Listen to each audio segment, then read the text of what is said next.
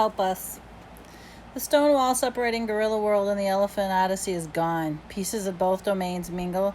An elephant toy here, a gorilla nest there. Parts of the indoor gorilla space has crumbled to the ground.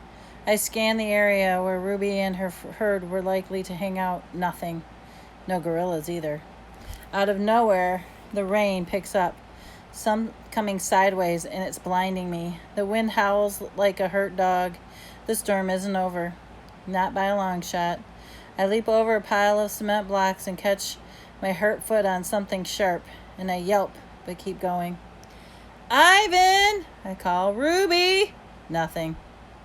I get to the slight rise, leap onto another overturned tree, and try to make sense of all the damage. Red, blue lights cut through the rain. Police, fire, engines. Good. We need all the help we can get. I take several lungfuls of this hideous air. It's too wet, too full of conflicting odors. It's a mishmash of scents I can't decipher, especially with my busted nose. The wind gathers speed, pushing me against with incredible force. Feels like it will tear my ears right off. My sore noggin. I can barely stay upright. Then the wind like that, the storm wind, doesn't carry scent. It obliterates it. Help us! Help us! It's a tiny, desperate voice. Maybe even Ruby's voice. Kudzo. I pick my way through the debris, trying to lock on the sound. It ain't easy. Please help us! Climbing over the remains of the wall. The one I was sitting on that seems to come like moments ago, I find myself on the bank of the moat. Ruby? I call at the top of my lungs. Uncle Bob! The sound of my name cuts through the gloom like a shaft of the sun. Ruby runs to the opposite edge of the water. She's maybe 8 feet away, but I can barely make her out in the torrential rains. You stay there, I yell, trying to be heard over the rain. I'll come to you. I follow the bank until I come to a spot where several chunks of wall have tumbled into the water. 3 careful leaps and I'm across. Ruby runs to greet me. She wraps her mud-coated trunk around my neck, and oh boy, am I happy to see this sweet little elephant. Are you hurt, Ruby? I ask. Is everyone all right? Ruby sniffles. Yes, but come quick. She dashes off before I can say anything more. 5 of Ruby's aunts stand by the elephant side of the moat. Each one of them has their trunk plunged deep into the dark, muddy water. They look like a bunch of kids trying to find a lost swimming pool. It's almost funny until I see what they're reaching for. It's a baby gorilla, and it's in the moat. A tiny gal leaps, grabbing for her trunk to hold on to, then slipping free. Her terrified screeches fill the air. It's Kudzu, Ivan's favorite. An idea. I'm going in, said Masika, one of the younger aunts. It might make things worse, Akilo cautions. Displace the mud. Pull her down towards the bottom. I could go in, I suggested, the words popping out of my mouth before I could swallow them. It's more mud than water, Bob. Akilo shakes her head. You'll get stuck as Kudzo. I don't exactly argue that point.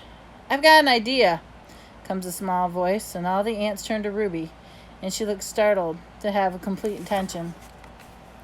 A couple of us get on the other side of the moat, Ruby says, and grab trunks. We'll make like a, what do you call it? A sling, I exclaim. A hammock, like gorillas have. I don't know, Ruby. Akilo sounds doubtful. Kuzo grabs for Makila's trunk with both hands this time. Wait, Makila says. I think I've got her this time. Makila lifts her trunk with deliberate slowness, carefully trying to support the baby gorilla, and once again, Kuzo can't hold on. She lets out a despairing cry. Down she goes, lower this time, her nose and eyes just visible. Okay, Akilo says, with a nod to Ruby. Let's give Ruby's idea a try. Masika, Leah, Elodia cross over to the far side. Zania and Ruby and I will take this side. All 3 elephants move surprising quickness to the spot where I cross. They gallop again until they're facing us. It's strange to see them on the other side of the moat. With all the wall being destroyed, they're technically in Ivan and Kiani's domain. Move down a bit, Akilo instructs. That way, she motions with her head. We want to scoop her out, not just push her down.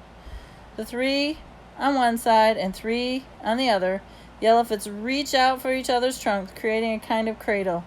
Okay now, says Akilo. Lower carefully. Down they go into the muddy water. Ruby nearly loses her footing, so I grab her tail with my teeth. It doesn't really help, and she yelps, ouch! But my heart is in the right place. Kudzo thrashes her tiny arms. Stay calm. I call, easy for me to say, huh? She looks over at me, and I'll never forget the fear in those dark eyes. Then she vanishes below the surface. Team Elephant. Hurry! Ruby cries. The elephants bend lower, moving like a giant elephant shovel. Where is she? Wasika asks. Lower, says Akilo. Lower, sisters! There, Ruby yells. No, wait, there. Up, Akilo commands. Interlocking trunks rise from the muddy water to reveal a tiny, trembling baby gorilla sitting in the makeshift sling. Kudzo, says Akilo, stay calm, baby. We're gonna toss you to safety, okay? Kudzo gives him a little nod. On my count, says Akilo, start swinging. 1, 2, 3. Up and over go the trunks, and up and over go Kudzo. She lands with a little plop on the gorilla's side of the moat, right next to Masika's rear leg. Good work, everyone, says Akilo, and good thinking, Ruby. Thanks, elephant, said Kudzo, wiping her eyes. That was fun. Can we do it again? Akilo took a deep breath. Maybe later, sweetheart. Quickly, I make for my way back to the moat. Kudzo, I say, follow me. Let's go find your 8 peeps. Can I go with Bob? Ruby asks Akilo. Akilo touches Ruby's back with a trunk. I'd much rather you stay here, dear. And it's may I, not can I. But Uncle Ivan, Rudy pleads. I'll keep an eye on her, I tell Akilo. I'm going, said Ruby in her most determined voice. Maybe I can help. I helped just now. Akilo hesitates, but finally gives a slow nod. Probably she figures there's no arguing with Ruby. She's right on that one. Ruby crosses the moat and joins Kudzo and me. Be careful, Akilo warns. There's more of this storm coming. I got her, Akilo, I say. You better have her, she warns. I think I flew, Bob, said Kudzo as we weave our way through the wasteland of the gorilla world. Yeah, me too, I say. It's that kind of day. What's out there? A handful of humans, firefighters, and police mostly have begun to roam the grounds, checking out the damage. We pass a park employee with a weapon slung over his shoulder and a net in one hand. Trank gun, he tells passing officer. We don't know what's out there. She nods. How fast do they work? On something like a big cat? He shakes his head. Not fast enough. I look over at Ruby. Stay close, kid. As we near the gorilla villa, what's left of it anyways, a screech hits my ears that makes the wailing police sirens sound like mewling kittens. It's Kiani. She's frantically knuckle running back and forth near a collapsed gorilla villa. Chunks of cement are shredded. Wooden beams and bent metal lie everywhere. A cluster of gorilla females and juveniles huddled not far from some rescue workers. There's Mama, Kudzo cries, dashing towards her gorilla named Jody. I'm so horrified by the destruction that I've seen. I've almost gotten my muddy little charge. I really shouldn't be trusted with as an ape sitter. Kudzo darts over to her mother in a waiting embrace. Jody nuzzles her and strokes her and says soothingly, motherly, gorilla things.